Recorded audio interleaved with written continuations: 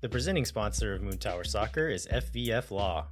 To find out what makes FVF a different kind of injury law firm, you can visit fvf.law. Hello friends, thanks for listening to this mini episode of Moon Tower Soccer. It's just me today, on account of the holidays, coming to you once again from the haunted doll bedroom that you'll remember from our Thanksgiving episode. We thought there was enough news last week that I just wanted to give a quick recap of all of that, as well as make a couple of exciting announcements. And then for those of you who would like a longer listen, I'm going to tag on a throwback interview with Joe Lowery from 2021. I'll get into that a little bit after the news and tell you kind of why I picked this one, but I think it would be an interesting listen if you are looking for a bit more content. But first, let's get to these announcements before we jump into the news. So the first announcement is that we are bringing back our New Year's Day hangout that we've done for the last several years. This started during the peak of COVID when Jeremiah and myself and a few other friends would occasionally meet up next to the construction site that would eventually become Q2 Stadium for some socially distanced beverages and to kind of hang out with each other and dream about one day watching soccer in that stadium. It has been a lot of fun to continue that tradition, so we'd love for you to come out and join this year. If you haven't been the last few years, it's kind of grown and it's been a ton of fun, so we'd really love it if you came out. The plan this year is, instead of meeting up directly at the stadium, we're going to meet somewhere else near the stadium. The plan right now is Hopsquad. We're still kind of solidifying that plan, but we'll be posting to social media, and we'll have another show out before that happens as well. We'll be able to confirm there and then on social media channels, so check there. But the plan is to meet up at Hopsquad, have some drinks and some foods, and then maybe at the end, as we're getting ready to go home, march over to the stadium for the final beer, so we can kind of keep with the spirit of the tradition. The second announcement is that we will soon be recording our first edition of Moon Tower After Dark. What is Moon Tower After Dark, you ask? Basically, me and Jeremiah and Steph are going to get drunk and answer questions while a sober Mike hosts and tries to keep us from going off the rails. You can find a Google form in the show notes where you can submit topics and questions. One note for you when you are submitting questions: that this isn't going to be a standard episode of Moon Tower in many ways, but one of those ways is that we will likely not be digging into roster spots or double pivots or GAM. We're not going to talk about our normal nerdy stuff. So if you do have a nerdy question you'd like to submit, I would say maybe save that for our next standard episode. But if you have a silly or an off the wall or a question maybe we wouldn't normally be able to or be comfortable answering on a standard episode of Moon Tower, those are the ones we want you to send in. So yeah, find that link in the show notes, send in your question or topic, and we'll get that out sometime in the next few weeks for you. All right, let's get into the mini news update for you. We're going to cover the SuperDraft, which happened on Friday. We're going to talk about MLS releasing the amounts of GAM that every team has, and then we're going to give an update on the Fafa Picault free agent situation. Let's start with the SuperDraft.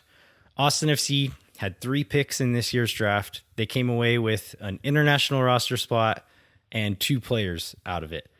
They traded their first pick, which was the 12th overall pick in the draft, to the Colorado Rapids, along with $75,000 in 2026 general allocation money, and in return received a 2025 international roster spot. I think this is good business for Austin FC. We've spent a lot of time on the show talking about senior roster spots and salary budget space, but have probably not talked enough about international roster spots.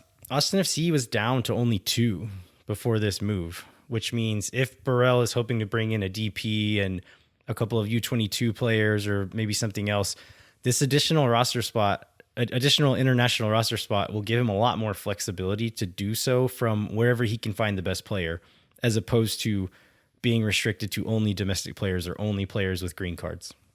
Another thing I really like about this trade is that we got the international roster spot for this year without giving up any of this year's general allocation money.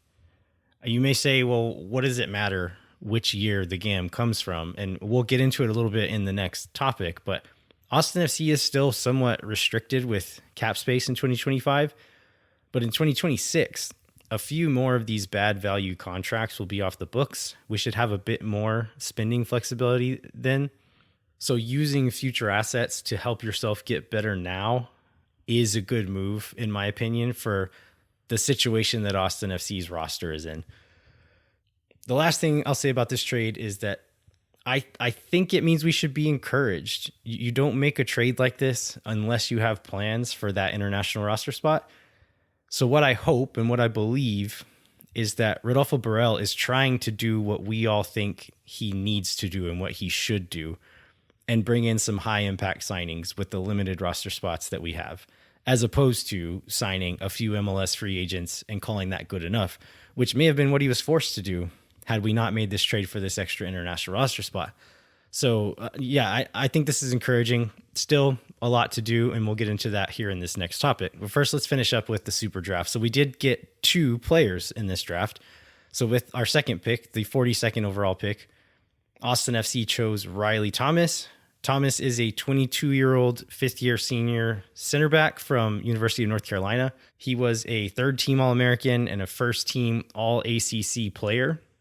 Travis Clark of Top Drawer Soccer had Thomas going number 24 in his mock draft published on Top Drawer Soccer on December 17th. But then Travis also wrote a mock draft for the MLS website a few days later, and at that point had moved him up to number 11 in his mock draft. So Mark Kelkenberg, who's also a college scout and has been putting out a lot of content about the draft lately, he also had Thomas on his list of top domestic prospects in this draft. So it feels like Austin did pretty well by getting him so late, whenever these folks who do pay a lot of attention to college soccer and know a lot more about it than I do are saying, yeah, this guy's going to go top 11, top 20 something, and we get him at 42. You never know, but it feels like that's a pretty good sign. And then with Austin's third pick in the 72nd overall pick, they chose Patrick Gryczewski. I'm not exactly sure how you're supposed to say it. I'm going to take the Phil West approach to this, and once he signs a contract, then I'll commit myself to learning exactly how to say it. But for now, I'm just going to do my best. Gryczewski is an attacking player from University of Rhode Island. Seems to play either side on the wing, but is a left-footed player. He's got a big frame, about 6'1", but also has really good speed. And then based on the limited highlights I've been able to see, has some fancy footwork on the ball as well. So the big question with these two is, what are the expectations for these players? What can we expect from them? A lot of the top prospects, or let's say the highest projected ceiling prospects, are younger guys who are often not ready to play in MLS immediately. Riley Thomas may not be one of those super high ceiling players, but his profile is that of a player that might be pro ready now. He's 23, so more physically and emotionally mature than what you would get with a freshman or a sophomore. A really good athlete. And then another important point is that he's domestic. He's not going to require an international roster spot. You see the pickle we got into with Val Noel, best player on the championship winning second team, but not quite good enough to be able to warrant an international roster spot on the first team. And so we just had to ship him on, and he's still playing in USL right now for that very reason. All that adds up with Riley Thomas to the possibility of him getting a supplemental contract with the first team this season. But it's all going to depend on what he does during preseason camp and how he looks going up against professionals. Patrick Gryczewski is very likely bound for Austin FC2. He's got some good tools, but they are the kinds of tools that are more difficult to translate to that next level. So he'll get a shot during preseason to show what he's got, but I'd expect him to be playing at Palmer Field instead of Q2. Let's move on to the next topic, which was MLS releasing a list of the amounts of GAM that each MLS team has. This, along with those roster profiles they published earlier this year, will go a long way to making all of MLS's confusing rules a bit more easy to parse and a bit more transparent for dorks like us to know a bit more about where our club stands when it comes to cap space and how they're operating. One of the disappointing parts of this is that Austin FC doesn't have as much to spend this year as we had all hoped, I think. Austin shed significant weight by declining options and letting some contracts expire, but we are still 23rd in the league when it comes to GAM available to use in 2025. One thought I had shared with a few friends over the last few weeks is that I felt like some Austin fans and even some folks in the national media are a little bit overconfident in how easy Austin FC's rebuild this offseason will be. Yes, we got rid of some contracts. We opened up some space, but still have several poor value contracts and limited roster space to work with. Roto has a really tough job ahead of him, and that job is to use that limited roster space, that limited cap space, and bring in 2 to 3 starters. That's a tough feat, and I think this MLS GAM release just further confirms how difficult his job is going to be. For the final topic of the show, I wanted to check back in on the Fafa Picault link to Austin FC. There's still no news on that front. We mentioned last week how Tom Bogert went out of his way to connect 3 MLS free agents with 3 MLS clubs. Well, the other 2 he mentioned have happened and been made official. So I'm not counting this one out just because we haven't heard anything else. Maybe we'll get another Christmas Eve surprise like we did last year with Stephen Cleveland. But just given the fact that 2 of the 3 that Tom Bogert mentioned have happened, I don't know. I'm still kind of expecting this to happen at some point. All right, that is all we have for you today. I'm going to tag on an interview from March 30th, 2021 with Joe Lowery. You will likely know Joe from Total Soccer Show, from the Backheeled website and the Backheeled podcast. He also writes some spots for MLSsoccer.com. But Joe's a super smart guy, which is why we had him on leading into that inaugural 2021 season to help us pick our starting 11. I just listened to this interview, and it was pretty entertaining for various reasons, and some reasons I wasn't quite expecting. When I started it, I was kind of expecting it mostly to be really bad takes on all fronts, and it was some of that, but I was a little bit shocked with how correct we were about a few things too. So I don't know. I think if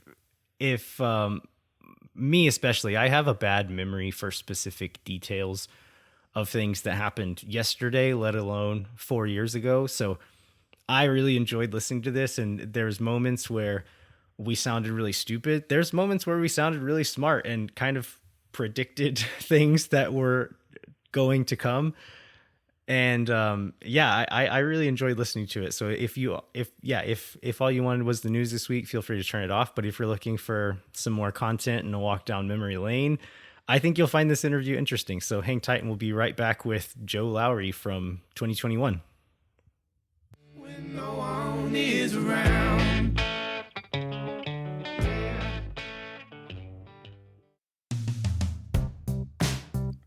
Moon Tower Soccer is brought to you by our friends at FEF Law, the official injury lawyers of Austin FC. FEF is a different kind of personal injury law firm dedicated to community, transparency, and client education. And they have their own podcast called Summary Judgment. You can check it out wherever you get your podcasts. You can go to FEF.law to find out what makes FEF a different kind of injury law firm and why understanding your legal options can dramatically change the outcome of a case. Once again, that's FEF.law. Amplify Credit Union is a member-owned financial cooperative that served the needs of Central Texans for over 5 decades. As a credit union, Amplify has no shareholders or parent companies. That means more of your money stays in the community. Amplify has been the home of fee-free banking since 2022. Their free checking accounts come with zero overdraft fees or minimum balances. That means Amplify's fee-free checking accounts help you get more mileage for your everyday spending. That was an event, and somebody else from other credit union was talking about having like a zero-fee account, and I'm like, cool, but also Amplify did it first, I'm certain. So, still the best. Amplify membership is open to any Texas resident. Learn to trust your bank again at Amplify Credit Union. To learn more and to register for free parking at the Amplify Esperanza branch on game day, go to www.goamplify.com/moontower-soccer.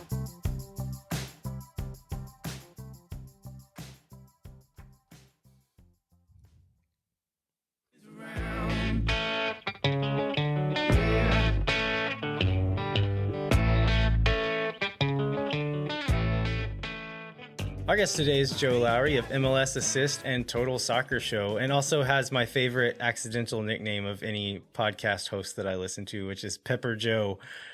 Joe, thanks so much for joining us, man.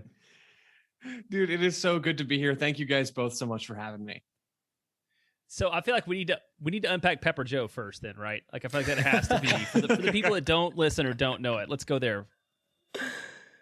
I'd love to unpack it. Honestly, it's been so. I guess I can unpack it to a certain extent. Adam Snavely, who currently does work for Jimmy Conrad's kind of brand and is doing some writing for them, and it does a lot of other great stuff.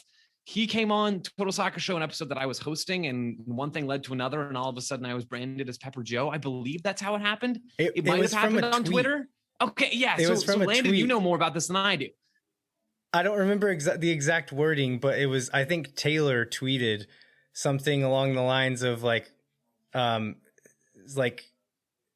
listen today and hear something, and pepper Joe with questions. Oh, right. As in like he was going to pepper you with questions. Yeah. But the way it was written, it said Pepper Joe, and someone responded and said, is that Joe's nickname or something like that? And it's just, I've ended up with a weird number of nicknames on TSS and kind of in TSS adjacent spaces over the last few months. I'm here for it, you guys. Speaking of TSS, I know like I sent you a message after Daryl's passing, just letting you know how I was very happy that you're one of the people stepping into that role, kind of filling those shoes. I think you have the curiosity and the positive energy that Daryl had. And so it's been a real joy listening to you on that show. Thank you. I really do appreciate that. It's been weird at times to wake up after, especially US games, and either be hopping on to record with Taylor or maybe we did a show the night before instead of waking up and listening to Taylor and Daryl talk. It's been really, really strange, but it's been a genuine honor and pleasure of mine to be able to step up and do some of those things. So I appreciate that, Landon. That does mean a lot. Yeah, of course. You're doing a great job. So let's jump into what we're here to talk about, which is Austin FC's roster and their system. And we'll get to picking our 11. So I think the first question I wanted to ask was looking at, like, we haven't seen Wolf play a game yet, right? He's never been a head coach, but we feel like we have a good idea of what his system is going to look like. So just from what little we've seen and what you've heard him say, do you think that he's going to do anything different from what Greg Berhalter does? It's such a fascinating question, one that I think I've been thinking about a lot over the last couple of months. It feels like with Josh Wolf, we have a clearer idea of what he's going to do than we would have of most new coaches coming into MLS, which is so bizarre, right?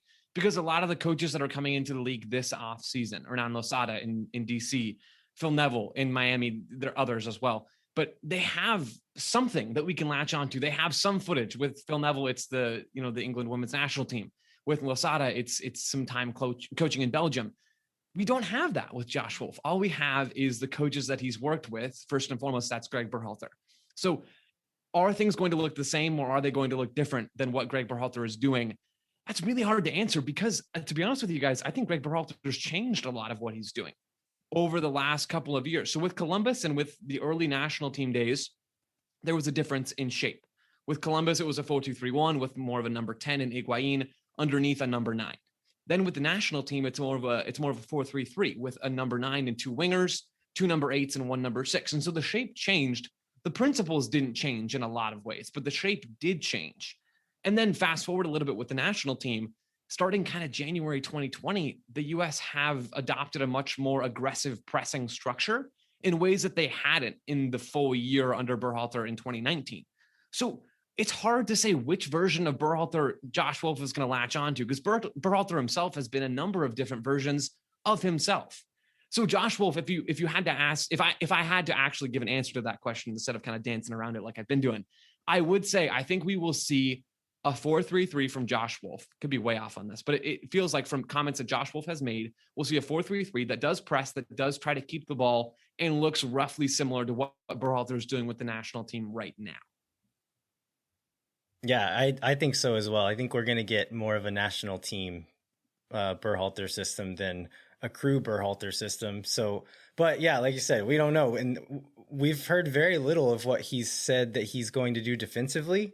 He talks about offense and attacking and like disrupting the defense with movement and positioning. But as far as defensive plan or defensive shape, we've got almost nothing, like a few lines in interviews here and there, but we'll find out this weekend a little bit, because we're going to actually get our first streamed game of the preseason game against Houston Dynamo. And so we'll get to see a little bit of it there, but yeah, it's going to be interesting to see for sure. And it's almost impressive how little has come out about how Josh Wolf wants to play. I wonder if that's partly because everyone's kind of so confident, just like it feels like we all are, that we have a rough idea of what's going to happen. I mean, the biggest thing that I've been able to latch onto, and this is not a defensive thing, but it was an interview that Josh Wolf did with Glenn Davis on his podcast in Texas, where Josh Wolf referred to, quote, his front five guys, or the front five guys, which to me says the front three, striker, left winger, right winger, and then two central midfielders stepping high into that front line, or whoever those players are.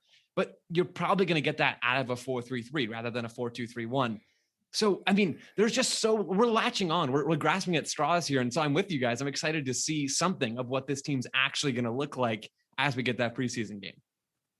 I think another clue to that is in Columbus, it was usually like that 4-2-3-1, but he had Pipa Higuain as that number 10.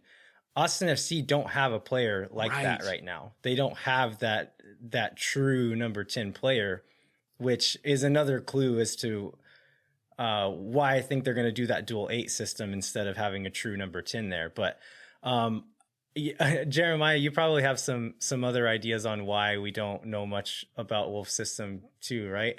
Oh, well, yeah, I think he's learned really well from Claudio Reyna to like master the getting a question, giving no answer. I mean, saying a lot of words, but like never actually revealing what the words behind them mean, which is something I've noticed a lot about in all the press conferences that we've seen before. So, and I think it was on Allocation Disorder.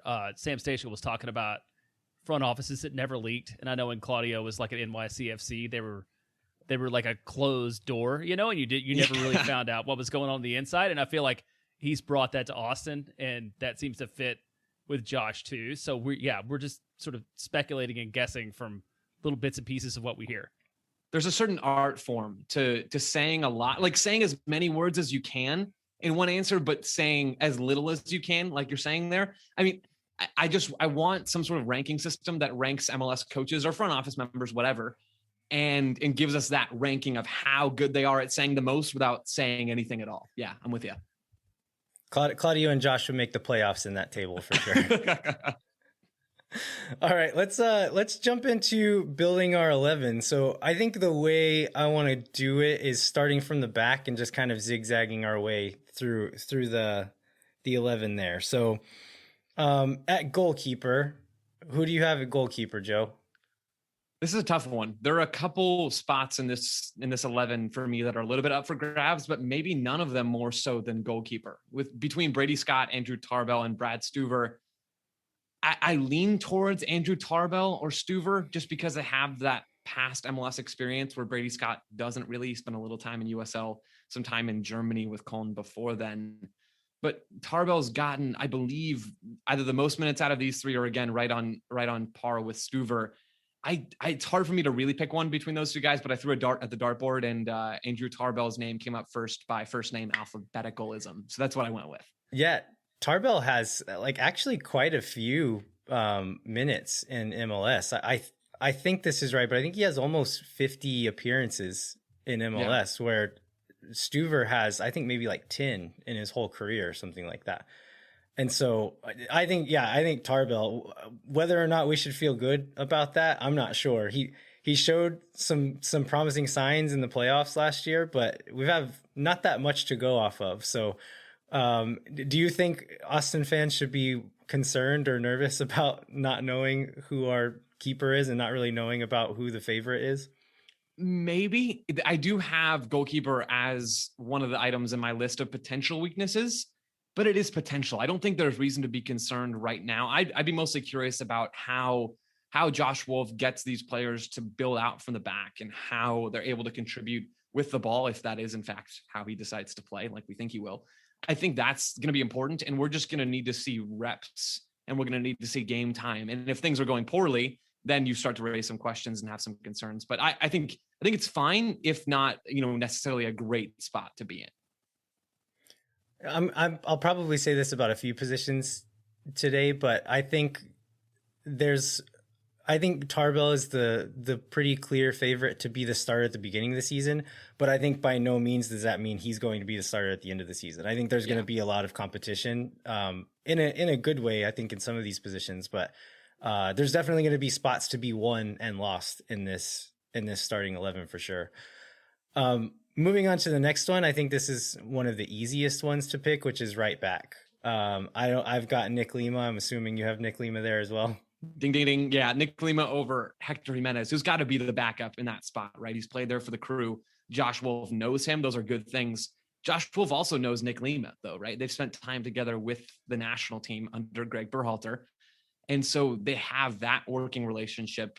Nick Lima is a really interesting guy because, in Berhalter's first January camp game back in 2019 against Panama, Lima was tucking inside and playing next to Michael Bradley in a two-man midfield, essentially, in possession. That's what it turned into. And part of me wonders, are we going to see that in Austin from time to time? And I don't know if that's going to be the case. I'm just speculating, but it's got to be Nick Lima as the starter, whether or not he tucks inside or not. Yeah, absolutely. I've been curious about that as well. If they might add that little twist in certain times where Lima pinches inside instead of running up the flank. But again, who knows? We'll find out. Next spot is center back. So at the right center back, I have Johan Romagna picked as the starter there. What do you have, Joe? I have Julio Cascante, but there's a really fine line here between three players, really. And I guess I'll move into that if you guys are okay with that. Matt Besler. Matt Besler is the X factor in this group as I see it. He's 34.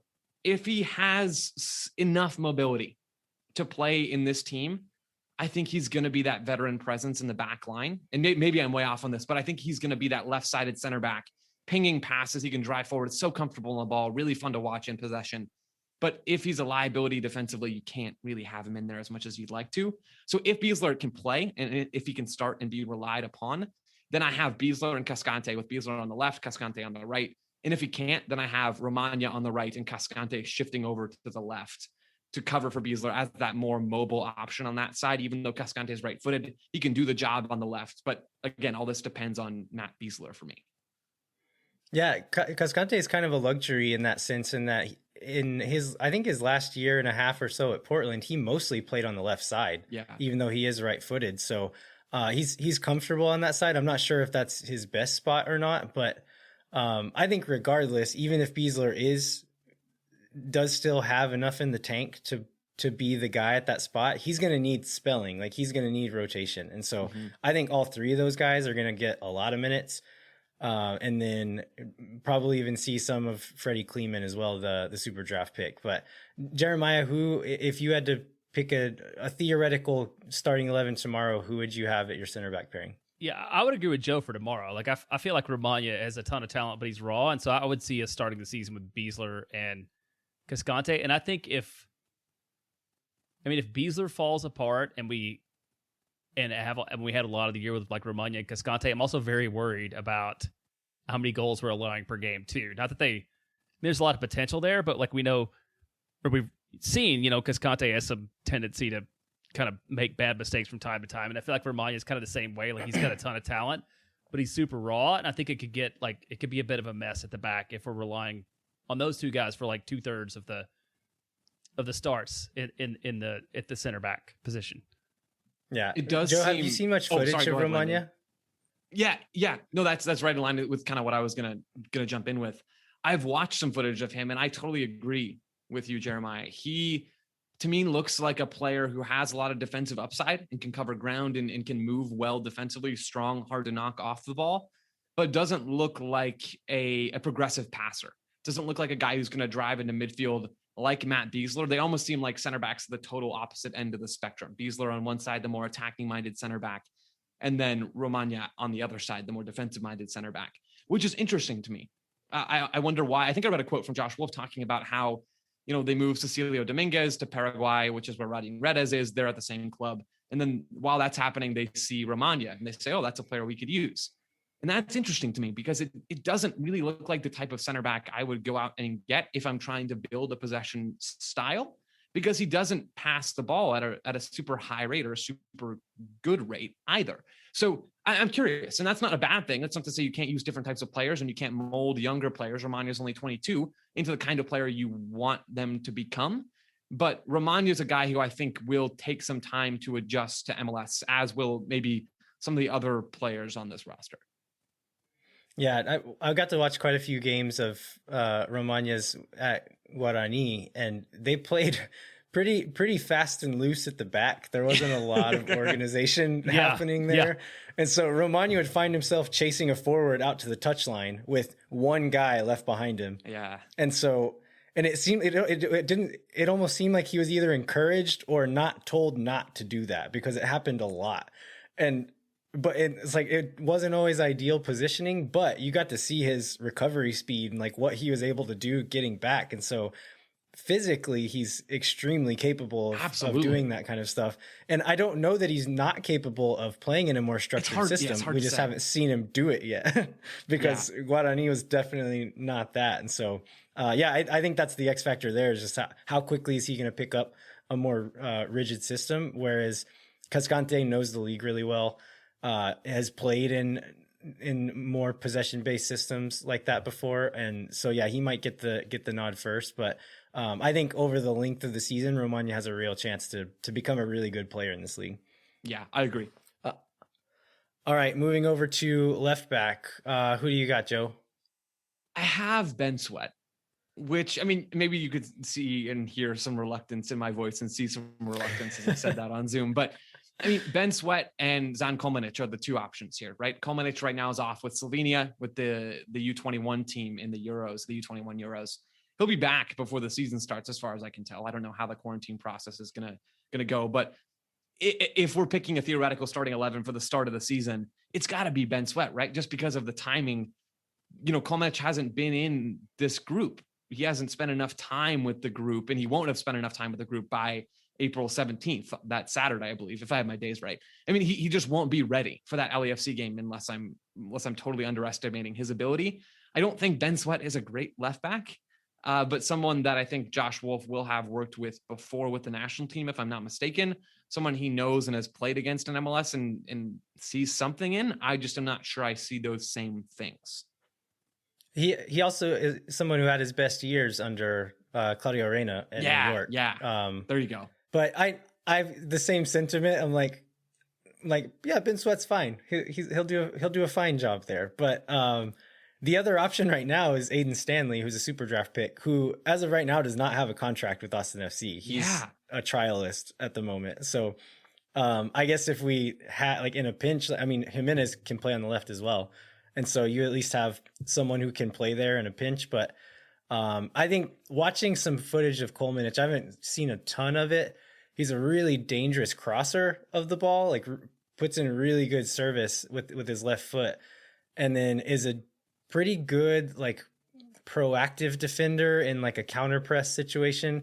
But I got on Y Scout and just turned on one-on-one defending and watched him just back to goal, one-on-one. What does he do? And he doesn't look super good in that situation. And so maybe against certain teams, they'll maybe situationally pick one of those guys over the other, because Ben Sweat's going to be a much better just one-on-one defender than Kolmanic is for the time being. It's something he could get better at because he's still young. But maybe if it's a game where we're going to have more of the ball, we're going to attack more, maybe Kolmanic would be a good option. And if we're going to be on the back foot a bit more, maybe put Sweat there. But I think, definitely just because of the situation that we're in right now, where Kolmanic isn't going to be with the team, Sweat's definitely going to be the starter at the beginning of the season. Yeah, it certainly feels that way right now for sure. All right, moving to another easy position, the easiest, number 6, the deepest midfielder in that 4-3-3, Alex Ring. It's got to be Alex Ring, right? It has to be, right? He's going to welcome not playing out on the left wing like he did under Ronnie Dyla for large stretches of last season. I still cannot believe that happened. It feels like a fever dream that happened mid-pandemic, but it was real, people. It was real. He's going to be the starting number 6, and he's going to be good, you guys. We know this, right? We know this. He's fun to watch. He covers ground. He can pass the ball. He fits in any style, and he'll certainly fit in whatever Josh Wolf's Austin FC team ends up being. Yeah, absolutely. One of the big question marks here was, for a long time, there was no backup at that position. There was absolutely nobody who had ever played substantial minutes as a 6 until Sebastian Berhalter was announced on loan. And so I feel a lot better having Berhalter there, someone who can play capable MLS minutes when you need him to. Because before then it was like, I guess maybe Pereira could go there, or I think Phil West is convinced that Segura was going to be the backup 6. And I do not have faith in Ulysses Segura to play the 6. I just think it's funny that Josh Wolf can't get away from Berhalter, be it Greg Berhalter or Sebastian Berhalter. There's definitely a connection there. And again, familiarity. You can find those connections all over this squad. Alex Ring and Claudio Reyna with that NYCFC connection. They really are everywhere. But I'm curious to see more of Sebastian Berhalter. It seems like he was beaten out in the homegrown rankings in Columbus by Aiden Morris. And we saw Aiden Morris much more at the end of that season than we did see Sebastian Berhalter, especially in MLS Cup. But that doesn't mean Berhalter's a bad player. I'm excited to see what he brings to this group when he does fill in for Alex Ring, because I agree with you. I think that's going to be his spot, and his role is to deputize as a number 6 when that situation arises. Yeah, one thing I said whenever that signing was announced is that it's someone who is going to be perfectly content to play behind Ring, because Ring is the guy. He's going to play. If he's available, he's playing. And so I think it's good to have someone like a younger guy that can develop a little bit and is going to be happy to play behind him instead of being mad that Ring's stealing all of his minutes. Right. Moon Tower Soccer is brought to you by Sage Wilson Realty. The Sage Wilson team is made up of Austin experts who are client-focused and have over 30 years of combined real estate experience. If you're someone you know or in need of Sage Real Estate advice in Austin, talk to our friends at Sage Wilson Realty. Be sure to check them out online at sagewilson.com. Our premier sponsor is McGuire Woods Consulting, helping clients in the public affairs space from lobbying at the local, statewide, and federal levels to digital and communications campaigns across the country. McGuire Woods Consulting has offices in 10 MLS cities, but only sponsors this podcast, and they are proud to support Austin FC and Moon Tower Soccer. Contact our friends at McGuire Woods Consulting at mwcllc.com for more information. All right, moving into these 2 further advanced midfielders. One of these is easy. One of these I think is maybe the hardest option in the whole team. So the easy one, Tomas Pochettino, right? Argentinian player. I think he's 25 years old. Looks like a really interesting player. And I think you guys have talked about Pochettino on MLS Assist. So what is your take? What kind of player is he? Because I think a lot of people have talked about him as being the Argentinian number 10 that Wolf is bringing in. He's really not that player. Yeah, we did talk about him on MLS Assist. Jordan Angley and I watched the film and had that exact sort of reaction. He's not Maxi Morales. He's not this Argentinian number 10 coming in to pull all the strings. That's not his game. He's much more of a number 8. He's almost built more like Jan Gregus in Minnesota. He doesn't necessarily play like him, but they kind of have similar-ish frames. Pochettino's maybe a little slimmer, but he fits to me. And he's played as a number 10. He's played a little bit out wide. He's played deeper in midfield. To me, he looks like a number 8. He looks like a guy who'd be perfect playing across from another number 8, behind a front 3, and in front of a number 6 as the left-sided 8 or the right-sided 8. I'm not sure it matters a whole lot, but he connects play. He can get out in transition. He can do, he's just a well-rounded guy, but he's not excellent at pulling strings and feeding balls in behind the back line. That's just not his game, which is another clue. Like we talked about much earlier, that's another clue for the shape or kind of the shape of that midfield as a 1-2 midfield instead of a 2-1 midfield. Pochettino fits more, right. It certainly fits better as one of those 8s, as I said. So I have him on one side for sure. The other side, though, Landon, you're spot on, man. This is the position I had the most trouble with, and so I went with my heart. I went with the younger guy that I'm excited about, maybe irrationally so. It's Daniel Pereira. I think he has what it takes, right? He goes number 1 in the SuperDraft. Everybody's like, what is going on? We thought it was going to be Philip Mayaka. Mayaka then goes on loan to USL from the Colorado Rapids earlier today as we're recording. And so, maybe you think Austin made that pick. They made the right pick, bringing in a more technical player than Mayaka. He doesn't cover as much ground, but he still can cover ground. He can pass the ball. He can do some running off the ball. I like what he brings. I like what he showed at Virginia Tech. I have no idea how that will translate to MLS, as I seemingly don't have any idea with any rookie ever.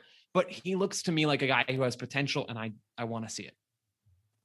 I went with my heart and picked Pereira as well, Hey-o, just because I like the kind of player he is. I think this position really is going to depend on what Wolf wants from that position, right? Because the other option, I think the other clearest option is Diego Fagundes. Diego Fagundes, I think, is the closest player we have to a pure number 10. There's not really another player on the team that fits that mold, like the traditional skill set of a number 10. And so does he want that position to be a bit more of a ball control guy, like a real 8, or does he want that person to be kind of that string puller who can feed those passes in behind, kind of like you said Pochettino doesn't really do? Do you want a player who does something different than what Pochettino does? And so I think that's the big question, but I really do like Pereira. I think he's got a little bit of Darlington Nagbe in him. The way he like moves with the ball and smooth, just, right? He seems to like glide. Yeah. Like that Darlington glide where he just like turns his hips one way. He's never moving, doesn't ever look like he's moving super fast. It's just like he'll turn his hips one way and like misdirect someone. And there was the most recent scrimmage that Austin FC played. All we got was like a 45-second highlight reel out of that. So that's all we got to see. But one of those highlights was Denny Pereira receiving the ball and turning several different directions and evading 4 Oklahoma City players. Louisville City. It was Louisville was the most recent one. Yeah. Yep. 4 Louisville players, just like not outrunning anybody, just turning directions and misdirecting and just doing that thing that we've seen Darlington Nagbe do pretty much every game, really. I love that. I love that comparison. I can definitely see some similarities there. This position group as a whole, to me, the number 6 and in the 2 number 8s especially, that feels like a strength of this group. Maybe the biggest strength of this group as I see it.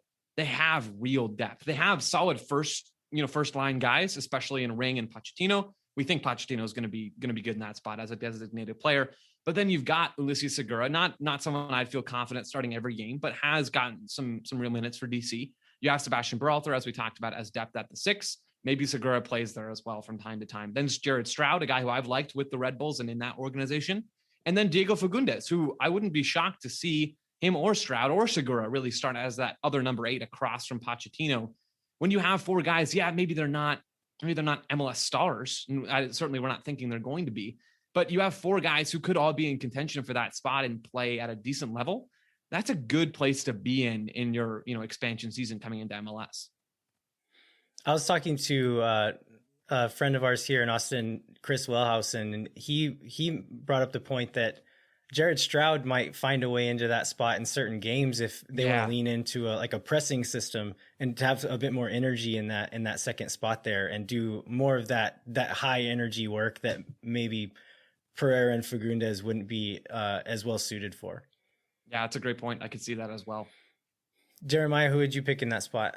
Well, my heart is with Diego Fagundes. Like the Diego Fagundes redemption story is very important to me because I just like watched some video and fell in love with him, and I would like to see more of that. I don't know. Like I don't know if he fits into this system like as we talked about or not, but he's done a lot. I'm ready for him to come back too, and I want to go back to so.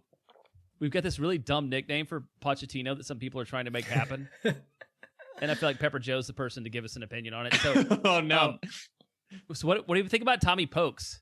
It works better if it's Pochettino, but should we go with that or is that really bad? I mean, it's not really bad. Like if that's what it ends up being, I think that's fine. I just think, there's still a couple weeks before the season starts. Maybe there's time to workshop it a little bit, but I'm not going to hate on it if that's what you guys all decide to go for, And he actually comes built in with a pretty good nickname, which is Toto. Yeah, Toto's a good nickname for sure. Yeah.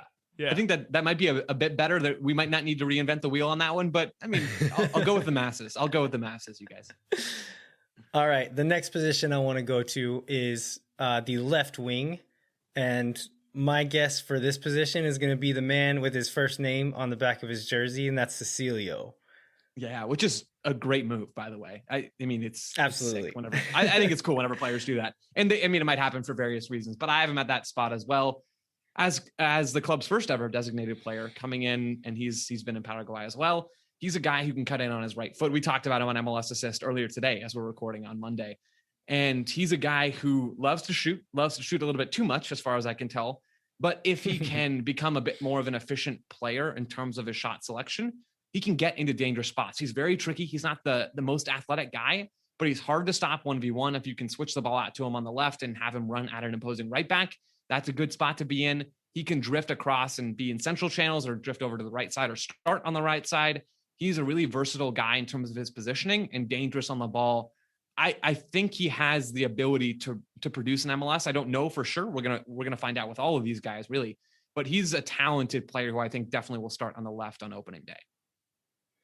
Yeah, I think one of you mentioned his positional flexibility, and it's something that Wolf and Reyna have been hounding on since they got here, since before there were any players, that they want their players to be positionally flexible. And Cecilio, watching what clips I watched of him in Argentina and Mexico, and then got to watch quite a few of his games in Paraguay, he just floats around, and he played some like second striker and as a 10 and on the left wing, and played in a lot of different spots for them. And even when he's on the wing, though, he'll float all the way across the other side of the field to pick up the ball or to create space or to find an opening. And I think if like that used in a controlled and strategic way can fit in really well with what Wolf wants to do. It's going to depend on if he's moving into those positions at the right time, and if the guys around him are allowing for that space or finding the space that he's leaving behind. And so those are going to be the things that need to be controlled, but he is very good at just kind of going wherever he needs to be and then doing something special whenever he gets there. Yeah, that's really well said. If you can harness Cecilio Dominguez in a controlled way, that's going to benefit him as a player in terms of his production, and that's certainly going to benefit Austin as a unit on the field. I love that. That's well put. Yeah.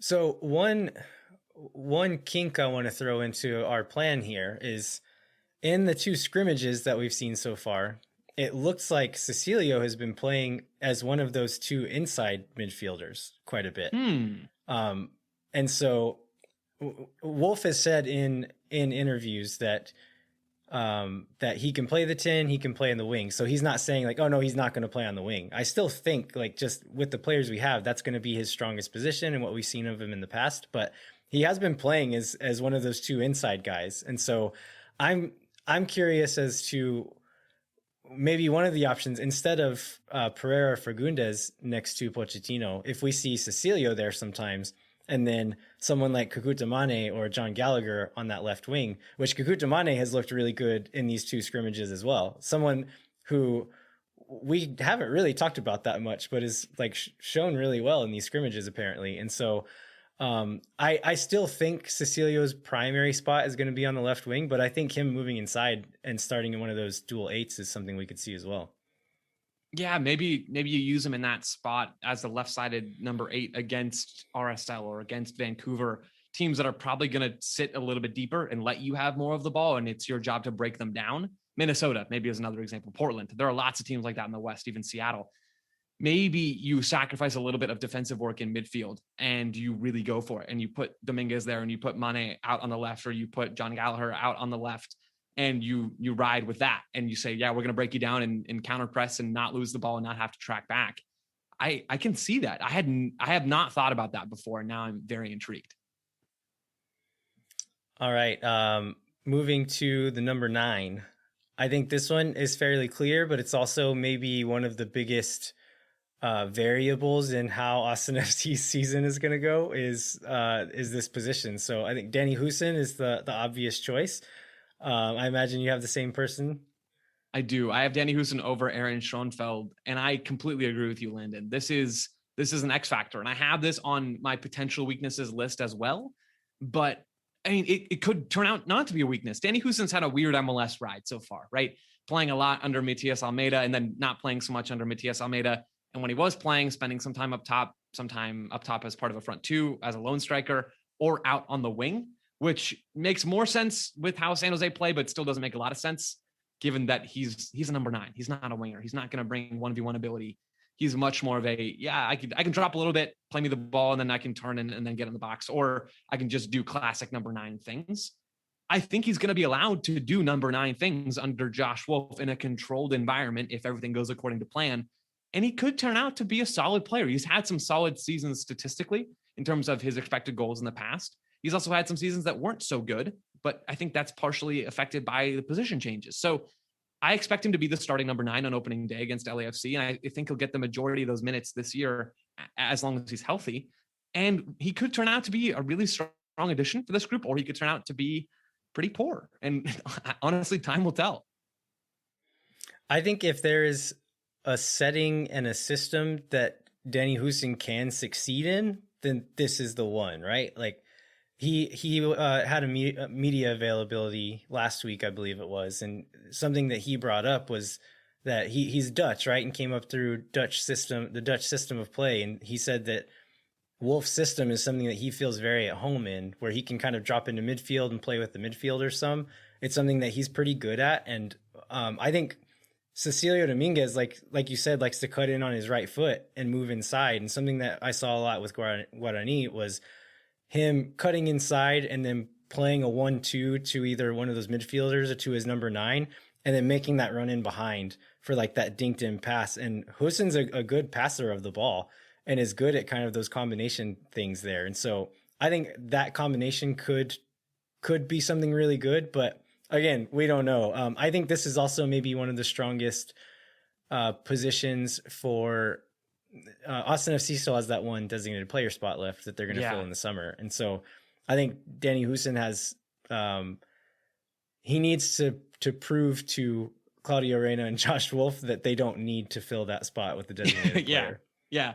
Danny Hoesen's going to be saying, go use it on a left back. Don't use it up here. Use it somewhere else. Anywhere else, please. All right. This is the next, I intentionally went this direction because I think this is the other difficult decision, is this right wing. I have Rodney Redes picked here, but if you'd have asked me a week and a half ago, I would have picked somebody else. So who do you have there, Joe? I also have Rodney Redes just because everything I've heard out of Austin, or maybe more so from like national media, is just assuming that he's going to be the starter on that right side. You have the 2 guys coming in from the same club, sort of, in Paraguay. And so, you start Dominguez on the left, you start Redes on the right, the 2 international attackers new to the league. And that just makes sense. I'm really curious. Not that I don't think it will be Redes, because I think I do, but a week and a half ago, who would you have said would have been that starter? Would it have been John Gallagher? This was one of my like my points of stress on this team, really. And I think I've made little lineup cards in the past and posted them to Twitter. And I think I've put Segura there fairly often, just because he was like a safe pair of hands to put there. And is an MLS veteran, knows the league pretty well. Redis, I think there's a lot of excitement about him because he was the first ever player. He's filling a young money slot, so he's kind of got this special designation that creates a little bit of buzz. Watching him in Guarani this last season, he did not have a very good year. He didn't do a whole lot, didn't create very much. And then towards the end of the season, he wasn't starting for that team. They had Nicholas Mana, I think was his name, but Redis was coming off the bench. Like you'd see him come on in the 70th minute or something pretty much every game. And so I just like they see something in him. He's clearly got a really high work rate and like he's fast and strong, but he just didn't really show much in this last season at Guarani. And so I was like, I don't fully trust him to be the guy there. The reason my tune has changed is because I think he's scored 3 or 4 goals and has 2 assists or something like that in these scrimmages that we've played, and has apparently looked, from what little reports we've gotten, has looked really good in these scrimmages. So he's kind of earned a little bit more of my faith, and I've always had faith in him to kind of come good in the long term. But as far as starting off right now, I wasn't entirely sold on him until very recently. And maybe that's a good thing. Oh, sorry. Go ahead, Jeremiah. Oh, no, it's good. I was going to say, one thing I've liked out of him is like, I just felt like he seemed like a bull, and Paraguay, and like the videos we've seen, he's got a lot more skill and touch than I would have assumed from having watched him play in that system he was in before. So that's where I'm like, I'm out to put Mane in this spot too before, but I'm kind of sold on him now too.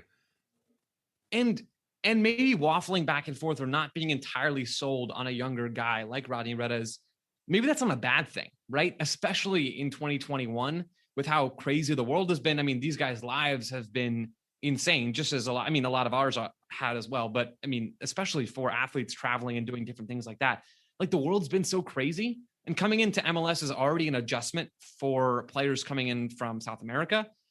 I mean, there are reasons to be patient with these guys and the reasons to say, okay, well, let's wait and see what he can do at an MLS level. Not that it's this absurdly high level, but it's just different. It's a different environment than Paraguay or than Argentina, talking about Dominguez and when he was playing at Independiente and then going back to Paraguay. I mean, there's a lot of factors at play here. And so not being sold on Rodney Redes, I think is fine. I'm not entirely sold on his game either. He seems like the kind of guy who puts his head down and dribbles at you and then does show maybe a little bit of technical quality and bends in a ball with his right foot. But I mean, he doesn't look like the finished product right now. And I don't think he is the finished product. I will say one thing, if he does end up starting out wide on the right side, I think we could see a lot of moments where it's him and Nick Lima as the pairing on that right wing, with Lima as the right back and Rodney Redes as the right winger. I think we could see moments, because Redes is right-footed, where he stays a little bit wider and Nick Lima does tuck in, not all the way into midfield like he did in that January camp and then some other times under Berhalter, but maybe he plays in that seam, kind of like Tristan Blackman has done with LAFC at times when it's Carlos Vela out there. Super different comparison in terms of overall level of some of these guys. But if Redes stays wider, that could open up an opportunity for Nick Lima to show how comfortable he is in a more narrow spot on that right side. But again, this is all super, super theoretical at this point. So grain of salt, everybody. Yeah. I think one of the things that I really do like about Rodney is his work rate. Again, Guarani was kind of I don't even know how to describe how they played, but it was pretty wild at times. It's a little weird. Yeah. Sometimes their offensive plan was just like launch it and let Rodney chase it. And he would chase it into the corner and then like try to play it back into somebody else. But he's fast and he'll run. Like, even if he's not the fastest guy, he'll sprint all the way up, and then you would see him pretty often sprint back and make a defensive play as well. And he's not an amazing defender, but he makes up for it in effort. And so he's not one of those guys who's going to make a bad play and then just stand in the box and wait for someone to bring the ball back to him. He's going to get back and put in some work, which I think is probably something that Wolf and Reyna really liked in him. Yeah, I mean, I'm excited to see all the newcomers on this roster. That's one of the things I'm most looking forward to, because this Austin squad is a lot of players we know, a lot of players we've seen in MLS already, but it's also got that mix of guys like Rodney Redes, like Cecilio Dominguez, Tomas Pochettino, and I mean, other guys, Romano along the back line, and players that we just haven't seen before. And so I'm excited to see which ones hit, which ones maybe don't hit as much as the season actually gets underway, because I think there is talent on this squad, and it's just a matter of actually seeing that play out and seeing those players get comfortable in this group. So we could do this for days and keep talking about all these different conditional scenarios. But I think let's move on to just kind of your overall thoughts and predictions for Austin's inaugural season. Yeah, sure. So number one, this is more of a thought than it is a prediction, because I'm really bad at predictions. I'm just really excited about this Austin team. I'm excited to see Josh Wolf. I hope it pans out like we think it will in terms of that controlled structure. But I mean, if it doesn't, that's a great thing to dive into. Why isn't it working? What needs to change? And I like problem solving in that way. And if it does, it's another team that's fun to watch and has a tactical identity in MLS. And that's great. We need more of those teams in this league. So I'm excited to see just how everything comes together from a tactical standpoint. I kind of just talked about the personnel standpoint. I'm excited to see that as well with this group and a lot of new players coming in. How does Nick Lima, obviously an established MLS guy, how does he play? How does he embrace that kind of full-time starting right back role that we think he's going to have? There's lots of those types of questions or things I'm excited to see. Predictions wise, I don't have a spot in the table that I think they'll be in, or they'll end the season in the West, but I have kind of a range of words, not numbers even. I think they'll be somewhere between okay and pretty good. And that pretty good could turn into like actually good in top 4 or 5 in the West, depending maybe on that third DP and how they use that spot, likely in the summer, at least in May or June. But I think because of their central midfield depth, And because they have some guys that we know in MLS and are solid players, they're not bad players, at least not a lot of them. I think the floor for this team is actually pretty high. And that's why I have them as okay to good. They're somewhere in that range. Maybe that's from 8th to 4th in the Western Conference. Maybe it's a little lower. But they have a stronger roster, as I see it, than some other teams out in the West. But that could all change very quickly once we actually see this team play. I think there's potential here, and I think their floor is higher than past expansion teams have been coming into the league. Yeah, I think Jeremiah and I talk about this a lot, but I think I don't see a situation where this team is terrible. Yeah, agreed. I think there's a fluke situation where they actually end up being pretty good, but I think we're not going to be FC Cincinnati for the last several years. Yeah. Fingers crossed. Anyway. Yeah. Famous last words. We may regret that. Yeah. All right. Before we finish up, Joe, tell our listeners where they can find your work. Yeah. So you can find me on Twitter at Joe C. Lowery. Or, I mean, that's probably the best place to go as the launching point for other stuff. But you can listen to me and Jordan Angeli on MLS Assist, which is a podcast where we get into the tactical side of the game and breaking down players and teams and all that stuff, all that fun stuff. So you can listen to me there, or you can listen to me on the Total Soccer Show, which is a blast as always to do with Taylor Rockwell and Ryan Bailey and a couple other folks there. So that's my long-winded plug there, Landon. All right. Well, Joe, this has been a true pleasure. Thanks so much for joining us. Of course, guys. Thank you so much for having me. All right. Thanks, Joe.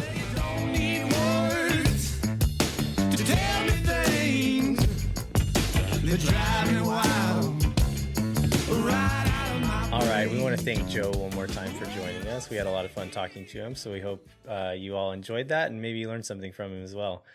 Before we wrap up, we want to remind you to rate, review, and subscribe wherever you get your podcast. It helps our audience grow and exposes us to more people as Austin FC starts taking the field and more people start kind of getting into it and looking into it. So definitely rate, review, and then also just share it with your friends. Tell if you know people who are into soccer and are in Austin or looking to get into Austin FC or just wanting to learn more about the league, recommend this to them.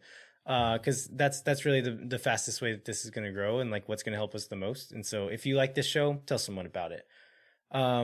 We also want to ask you to go to the Striker Texas website and check out a recent article by Chris Bills about Mike LaHood, who is going to be the commentator aside Adrian Healy for the Austin FC broadcast, which I thought that was really interesting. And he seems like a really interesting person as well. So that was a cool story.